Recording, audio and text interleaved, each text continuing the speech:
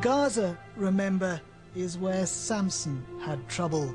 This, the Bible says, is where he tore down the temple.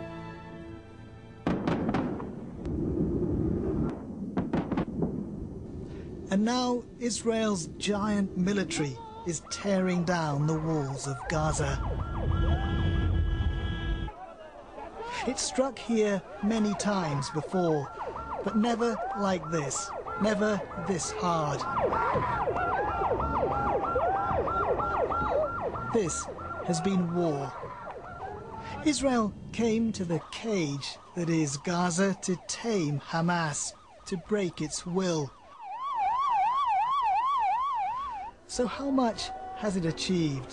How badly has Israel wounded its enemy? We are inside the emergency room of Shifa Hospital, where hundreds of kids, women and children... If anyone knows, it's this man, my BBC colleague, Rushdie Abulouf. For years, day in, day out, we covered the conflict together. And he says Hamas was shaken by the ferocity of the first days of the assault. They were, I think, surprised by the amount of rockets that has been landed in too many different places. 60 Israeli fighter jets have dropped around 100 bombs in a matter of minutes. I think Hamas were not preparing for this, because we have seen a graduation ceremony for a new police trainee in one of the compound. 60 people were doing a ceremony in this place, and most of them were killed. Hamas certainly has severe critics in Gaza. There were always some who condemned its endless, dangerous goading of Israel. Nobody says much publicly, but quietly they will be murmuring, "Look what Hamas has brought us now." And perhaps this assault is so massive that it will change things. Maybe when the dust settles, more Gazans will turn against Hamas. But the overwhelming message I get from Gaza now is not one of division. With so many civilian casualties, Gazans see this as an attack on them all, and nothing unites them like an Israeli onslaught.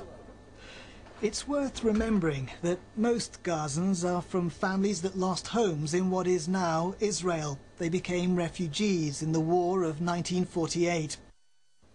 The Arab armies that started the fighting were defeated, and many Palestinians fled or were forced to flee their towns and villages. Large numbers came to Gaza.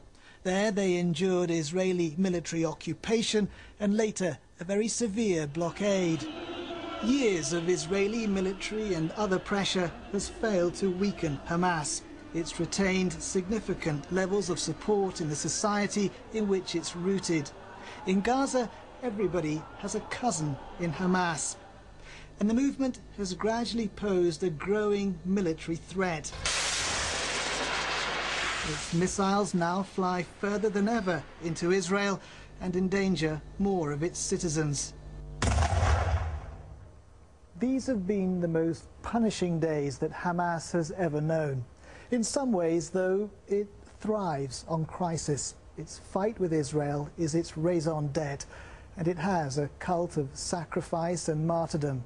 But for all its fiery rhetoric, Hamas is weary now. I have met a Hamas leader this morning in Gaza, and I had a chat with him. He was very tired. He looked like to me tired, and he looked like to me that as if he didn't sleep for 10 days. But he's still saying the same line, that we will keep fighting. We will fight until the last drop of blood in our bodies. We will keep fighting until the last fighter. We are ready for a ceasefire, but not a cheap ceasefire. Like all of Gaza, Hamas is exhausted, but it seems to believe it will gain from the carnage. It sees the world as being forced to engage with it now, and when all this is over, it thinks Israel will have to lift its economic siege. Another ex-BBC Gaza colleague, now in Cairo, has talked to senior Hamas figures. The mood is that they already made an Israeli military failure in Gaza Strip, and that they are in this situation strong enough to demand that any solution or any situation that is coming after the end of this operation is going to be much, much better for the people first and for Hamas government as well. There will be a better recognition of their existence there, and there will be a much better life for the people under their control. I was freed from captivity 18 months ago, in the weeks after Hamas seized control of Gaza. I knew the story there inside out, and I left knowing that things could only get worse. For Israel, the conflict is simply about protecting its citizens from rocket fire. For Palestinians, it's part of a struggle for freedom. It's hard to see a resolution without an end to the wider Israeli occupation, but it's also hard to see that happening as long as Hamas continues to talk of ultimately seeking Israel's destruction.